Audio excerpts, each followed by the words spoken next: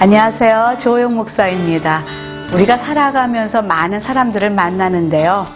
그 중에서도 인생을 함께할 파트너, 배우자를 잘 만나는 것이 무엇보다 중요하다는 생각이 듭니다.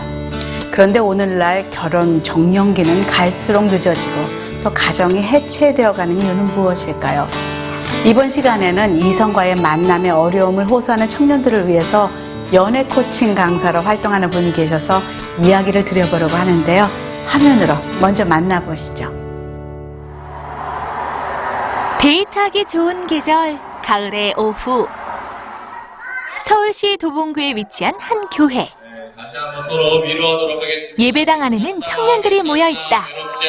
한국 기독학생회 간사로 정말 수많은 크리스천 싱글들의 안 풀리는 연애와 결혼에 대해 그런 마음을 가지고 강의를 시작하셨답니다. 그리고 유튜브에 7만 건 정도의 그 조회를 하는 그 엄청난 강의를 하셨고요.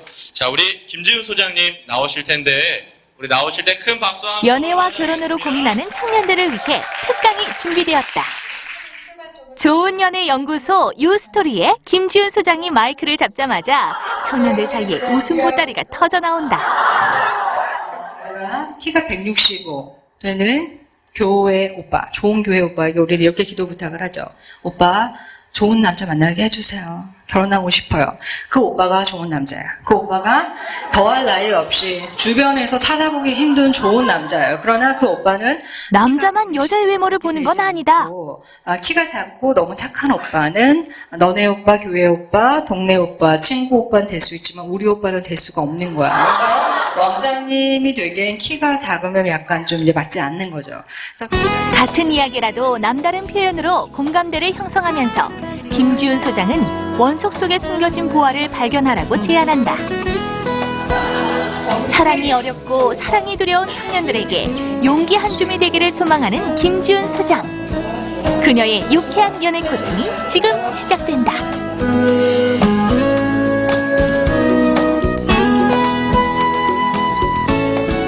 소장님 오늘 귀한 걸음 감사합니다. 오늘은 좀 주제에 맞게 이렇게 우아한 멋진 웨딩홀로 장소를 좀 옮겨봤는데요. 우리 소장님께서는 좋은 연애 연구소를 운영하고 계십니다. 언제, 어떻게, 무슨 계기로 하셨는지 좀 소개하면서 오늘 문을 열었으면 좋겠어요. 네, 제가 이 일을 시작하게 된 거는 처음부터 이 일을 정말 해야 되겠다. 그래가지고 시작한 건 아니고요. 예. 장기적으로 아이를 낳고 키운 다음에 한 40대 이후에 이런 일을 했으면 좋겠다라는 생각을 했었는데요. 예.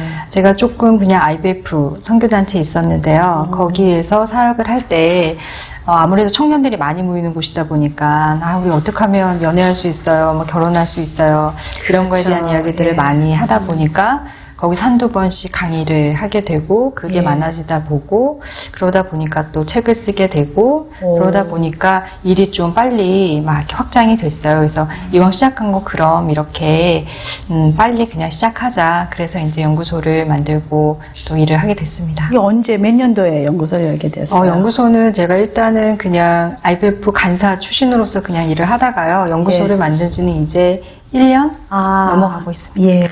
그런데 그 연애 노하우를 이렇게 알리고 또 사람들에게 강의도 하고 한다고 그러셨는데요. 어떤 그런 일들 하시나요? 솔직히 저는 연애 기법 이런 건 잘 모르고요. 연애 기술 이런 건 잘 알지 못하고요. 단지 그냥 제가 학생들하고 있었을 때 연애할 때 가장 안타까웠던 부분은 우리가 연애의 스킬을 몰라서라기보다는 우리 그리스도인으로서 인간관계의 기본적인 것을 연애 안으로 들여오는 것이 훨씬 중요하다 생각이 많이 들었고요. 어떻게 보면 제 강의는 그냥 기본적인 인간관계의 남녀관계 플러스 정도이고요. 우리가 또 결혼 어떻게 하면 행복한 결혼할 수 있을까라기보다는 예. 우리가 그리스도인으로 살아갈 때 결혼이란 거를 어떤 의미로 다시 재해석하고 예. 올바른 태도로 결혼을 선택할 것인가 그런 이야기들이 더 많이 담겨 있다고 생각합니다. 그럼 주로 그 강의에 관심을 갖는 분들은 애인이 있는 분들보다는 이제 애인을 없는 분들이죠. 분들이 더 네. 많겠네요. 네. 아, 그렇죠. 블루오션 분들이죠. 그러면은 이렇게 그 강의를 한 후에 그 사람들의 반응은 어떻습니까? 네. 보통 자매님들의 반응은요. 다이어트를 하기로 했다. 뭐 파마를 했다. 이런 좀 놓치고 있었던 여성의 삶, 예. 꼭 외모에 치중된 게 아니라 좀 너무나도 치우쳐 있었던 삶에서 좀 다른 삶의 영역을 좀 돌아보게 됐다라는 말씀 많이 하시고요. 형제님들은 이상형에 대한 정리를 좀 제가 하라는 말씀 많이 드리거든요. 보통 예. 형제님들이 이상형이 정리되어 있지 않으신 경우가 많이 있어요. 자매님들은 이상형이 너무나 조목조목 많은 게 문제. 구체적인 게 문제죠. 너무 구체적이고 너무 많고 테트릭스 게임처럼 조각을 다 맞추려고 하는데 조각이 너무 많아서 게임이 끝나지 않는 이런 형국이라면 형제님들은 일단 예쁘고 자기 마음에 들면 너무나 이제 이상형이 단순해지는. 그래서 제가 아까도 말씀드렸던 것처럼 남자분들은 자기의 내적 필요를 좀 적어보시면서 거기에 맞는 여자를 찾는 거를 해보라고 말씀 많이 드리는데요. 생각보다 굉장히 어려워하세요. 근데 요즘은 진짜 결혼을 포기한 것 같고 또 네. 출산도 포기한 네네. 것 같은 그런 청년들이 참 많단 말이죠. 굉장히 많이 계시죠. 예. 그것에 대해서는 어떻게 생각하세요? 아무래도 교회 안에서 이제 올드미스들이 많아지시고 또 비율적으로 굉장히 남성분들이 많은데도 그게 문제인 것 불구하고 같아요. 예. 또 남성분들도 또 굉장히 또 올드가 많으세요. 근데 이제 일단 남녀 비율 자체가 맞지 믿는 않는다는 사람들 사이에서. 예, 그렇죠. 예.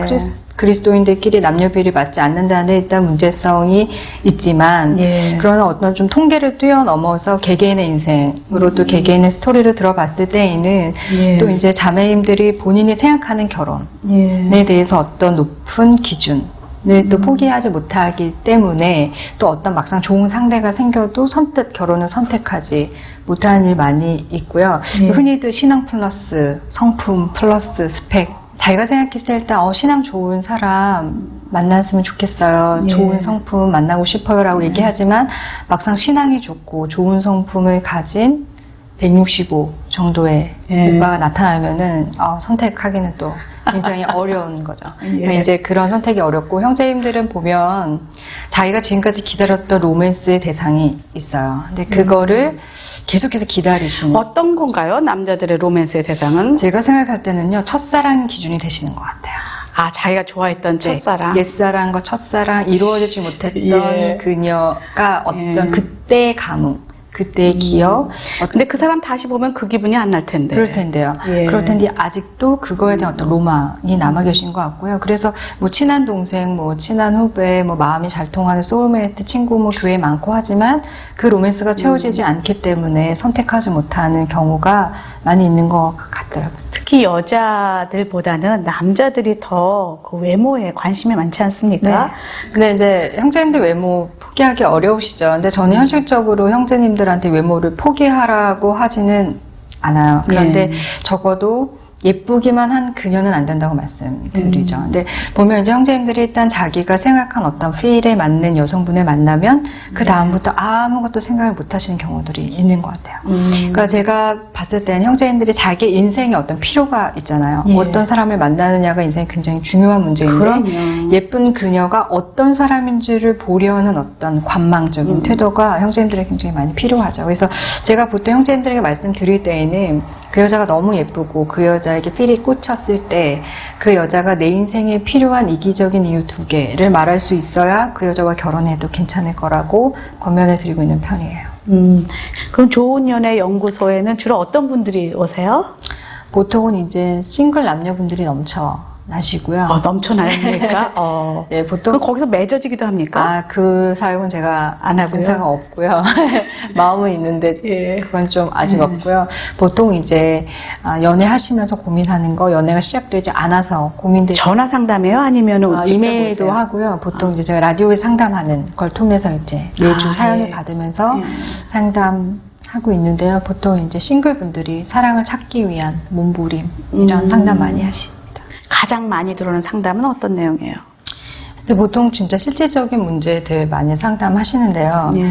소개팅 할 때 어려운 것들 굉장히 많이 이야기하시고요. 손해보고 소개팅을 하는데 예. 어떻게 해야 될지 모르겠다. 애프터가 안 들어온다. 이런 말 그럼 많이 어떻게 해야 돼요?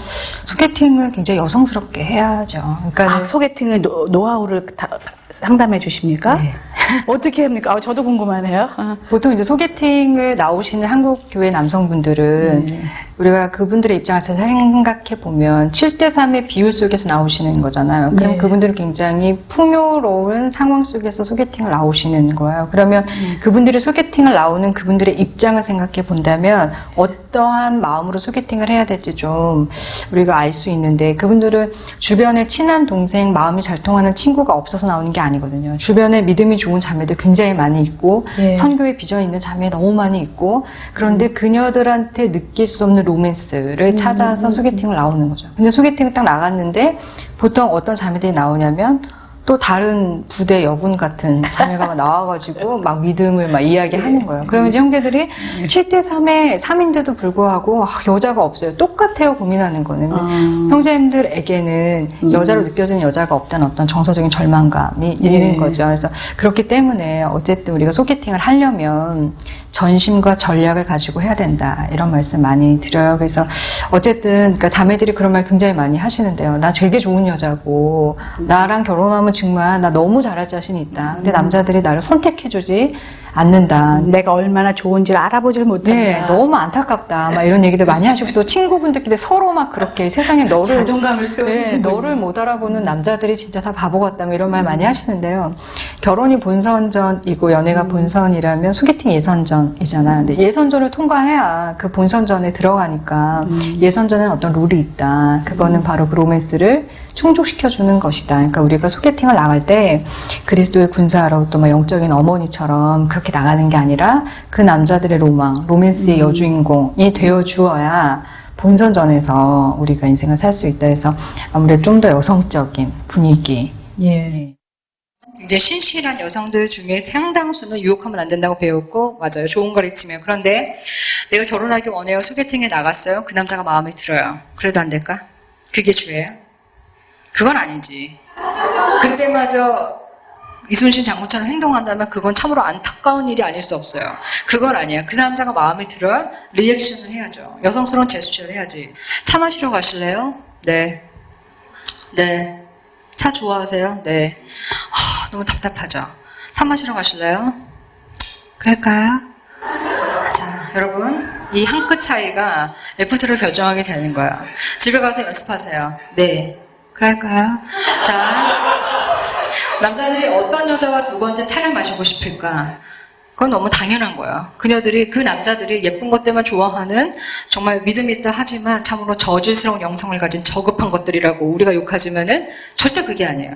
우리가 잘못한 거예요. 기혼 여성들에게 설문조사를 했어요. 남편이 가장 섹시하게 느껴질 때 1위는 언제인가요? 1위 무엇이었냐면 없다. 1위였어요. 그러니까 여자들한테 연인에 대한 감정은 굉장히 달라요. 여자들은 어떤 남자들에게 연인의 감정을 느끼냐면 이런 거예요.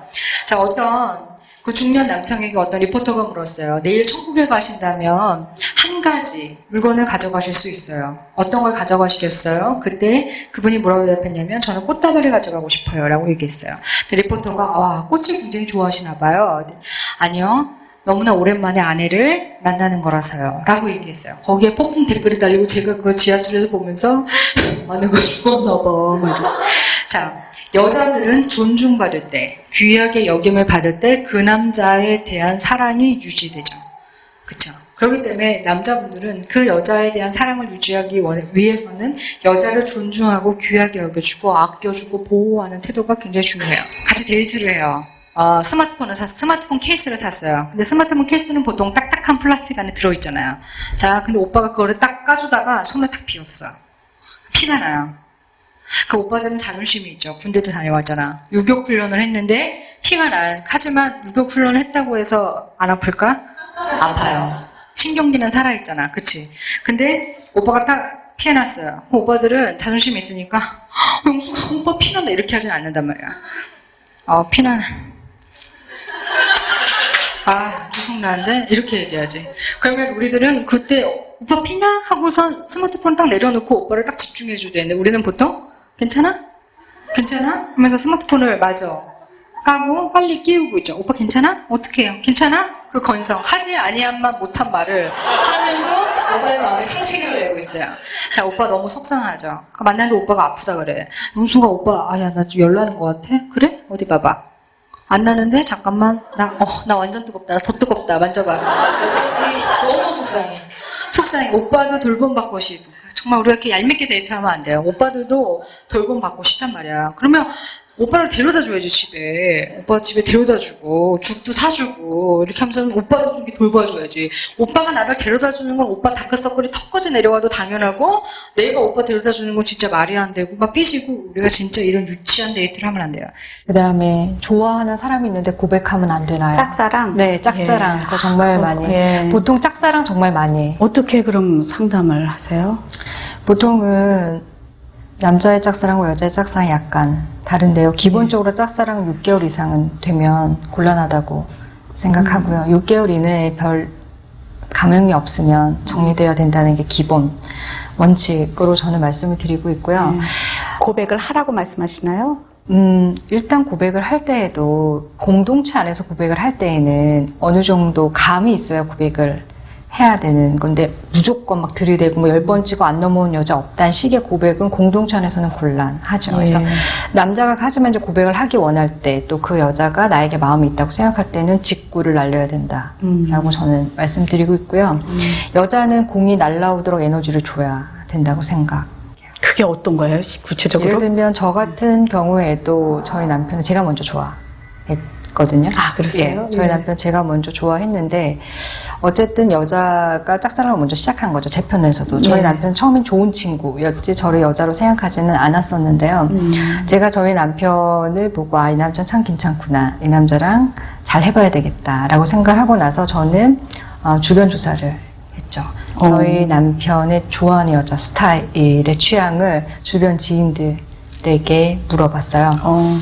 근데 제가 이렇게 입던 스타일의 옷이나 이런 건 전혀 아니었는데요. 저희 남편이 이상형이 옷을 잘 입는 여자였어요. 도시적으로 세련되게 옷을 잘 입는 여자였는데 제가 그 얘기를 듣고 집에 와서 보니까 제가 입을 옷이 하나도 없어요. 남편의 그 이상형에 맞는 옷은 하나도 없었어요. 그래서 제가 남편의 그 취향에 맞는 옷을 좀 몇 벌 샀어요. 구입을 했어요. 네, 예. 구입을 해서 교회 갈 때마다 그 옷을 입고 이제 왔다 갔다 하는 교회를 거죠. 예, 같이 같은 다니는, 교회였을 예. 때요. 그래서 물을 마시러 갈 때도 직선으로 가면 되는데 그냥 한번 돌아서 이제 가고 왔다 갔다 하고 했을 때 한 3주쯤 하니까 반응이 오더라고요. 3주쯤 어떤 반응이 갔다 하니까 지훈아 너 옷을 굉장히 잘 입는구나.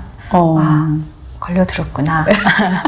이제 그렇게 해서 제가 옷을 잘 입는 여자 정말 좋아하는구나. 그래서 옷을 그때 한도 2벌 더 샀어요. 근데 그때 투자가 좀 필요하군요. 네, 투자가 굉장히 필요하죠. 예. 저희 편 기도도 열심히 파마하며 했지만 뭐. 그렇죠. 제 쪽에서의 노력이 굉장히 많이 필요했어요. 그래서 그때 제 사촌 남동생이 저한테 군대 가기 전에 같이 쇼핑을 갔는데 제가 막 옷을 고르고 있었어요. 그때 이제 저희 남편을 염두에 두고 이제 옷을 좀 살려고 막 고르고 내 취향이 아닌 남편 취향으로. 그런데도 제가 그때는 남자들이 어떤 취향을 좋아하는지 너무 안목이 없었던 거예요. 그래서 제가 무슨 되게 보라색 잔꽃무늬가 있는 티셔츠를 딱 골랐더니 제 사촌 남동생이 그걸 보면서 아휴 누나 이런 거 입으니까 남자가 없는 거라고 그러면서 막 옷을 자기가 골라주겠다고 하면서 그 하얀 색깔 V넥 있는 캡소매 티셔츠를 골라줬어요. 근데 그 옷을 딱 봤는데 제가 절대 입지 않는 이렇게 야한 옷을 입으라는 섹시한 옷을. 네, 지금 생각해보면 아무 옷도 아니에요. 그냥 V넥의 캡소매이지 아무 옷도 아니에요. 정말 일반적인 옷인데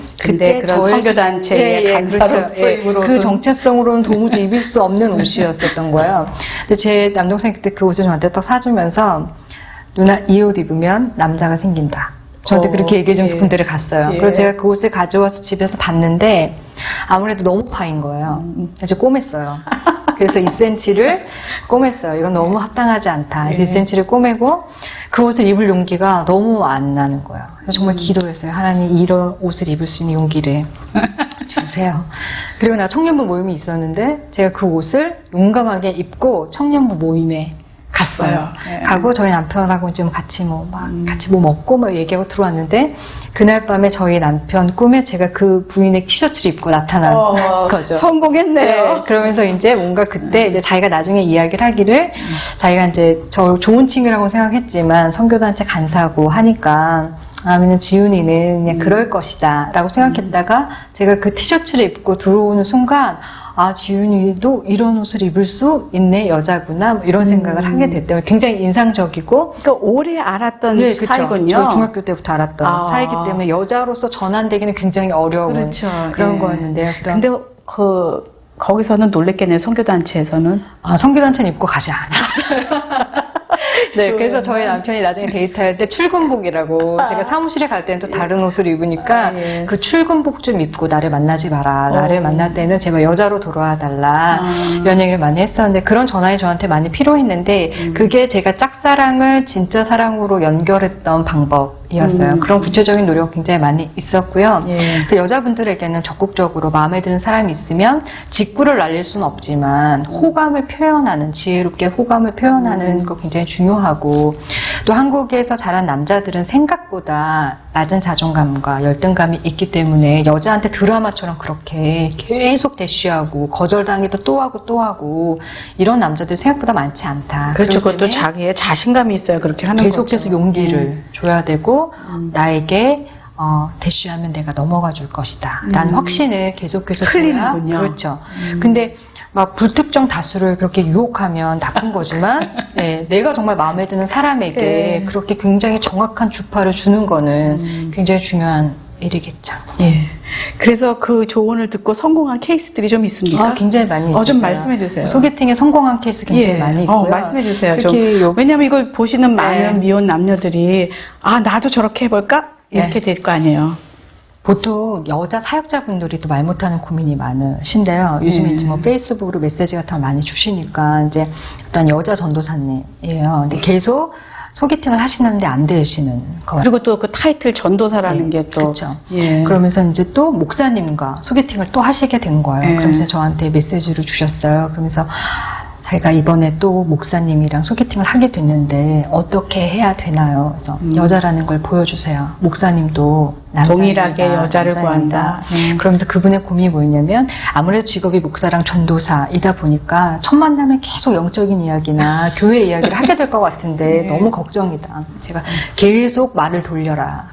그 말에 넘어가면 안 된다. 넘어가지 말고 계속해서 다른 말을 하고 돌려서 절대 첫 만남에 영적인 이야기가 깊이 있게 들어가지 않도록 계속해서 질문을 돌려라 라고 이야기했는데 그 소개팅이 잘 되신 거예요.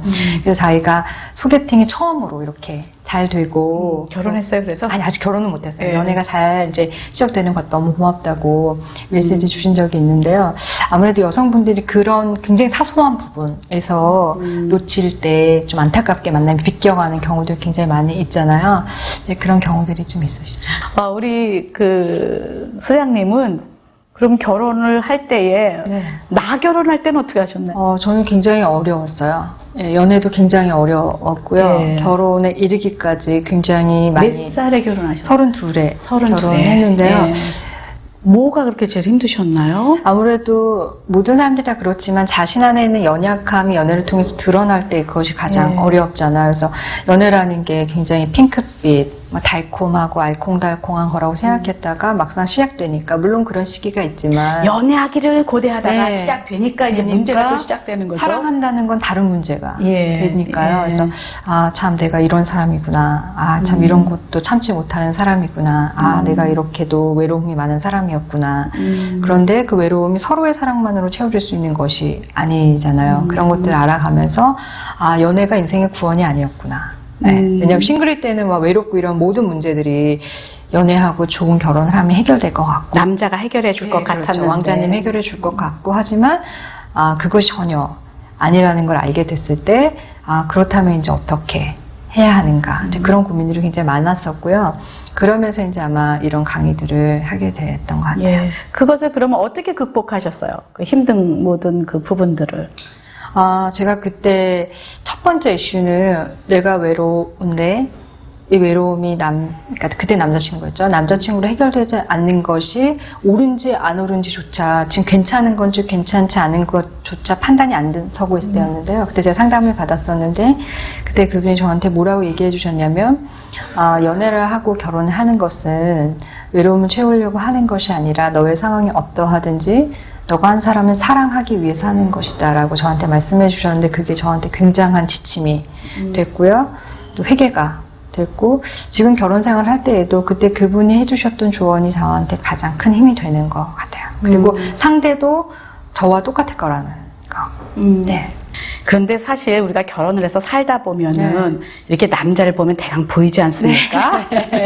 저 사람은 좋은 남편감이다. 그렇죠. 저거는 그렇죠. 연애하긴 좋아도 그렇죠. 결혼하면 저 고생이다라는 게 정말 보이지 보이죠. 않습니까? 네, 정말 보이죠. 그 자매들한테 정말 답답할 때가 있죠. 정말 답답할 때가 있어요. 그거 어떻게 하세요?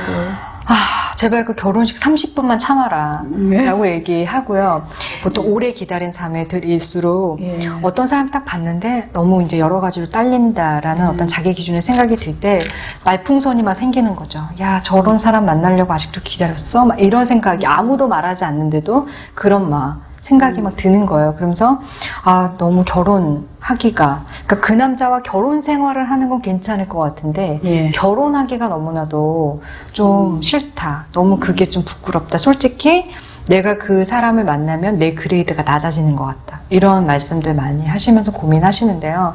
근데 솔직히 호화로운 결혼 생활이라는 게 어떤 스펙을 가진 사람과 좋은 집에서 좋은 차를 가지고 사는 게 아니라 정말 나를 존중해주고 사랑해줄 수 있는 좋은 성품을 가진 사람과 사는 게 정말 마음이 풍요로운 호화로운 결혼 생활이잖아요. 그렇기 때문에 자매들에게 결혼식 30분 내 뒤통수에 떠오르는 말 그것만 참으면 너의 인생이 호화로워질 수 있다. 그렇게 얘기해주고 있는 편이에요. 그건 굉장히 중요한 말 같아요. 왜냐하면 우리가 남보기에 좋으라고 결혼 생활하는 건 절대로 아니잖아요.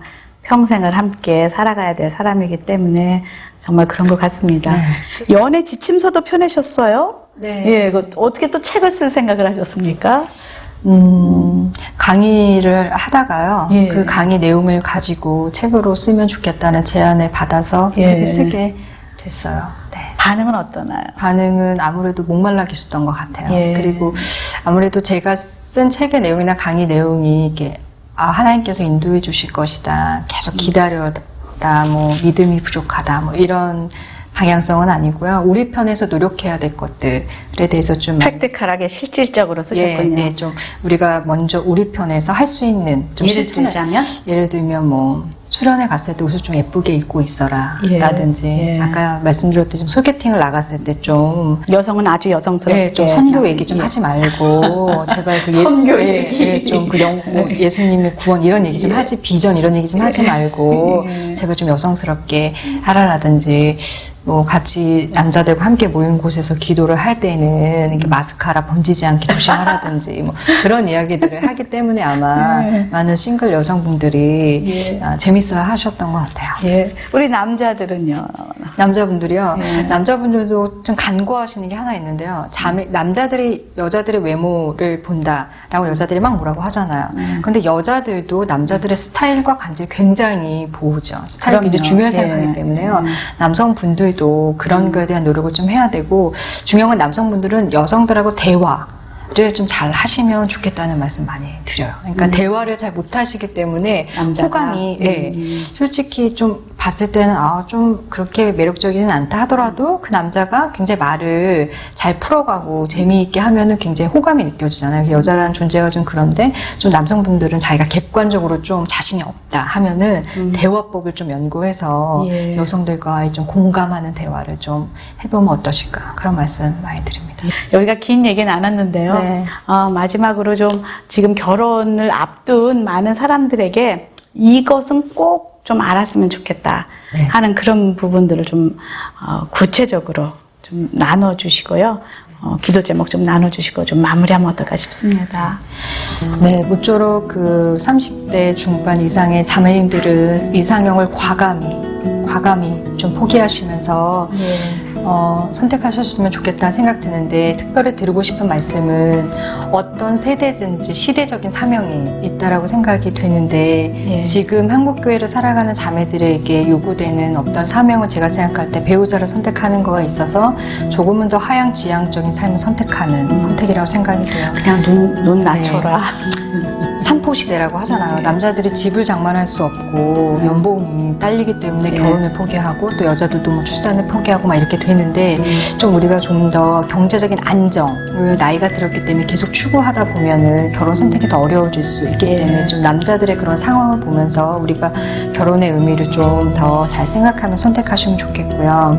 그래서 좀 결혼을 행복하려고, 내가 이제 정말 외로움은 끝이야, 행복 시작이야 라는 어떤 그런 열매로 생각하지 마시고, 인생의 한 부분으로 좀 생각하시면서 조금은 더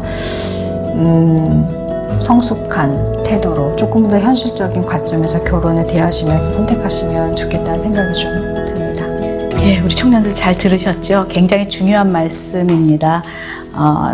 마지막 기도 제목 좀 나눠주시죠.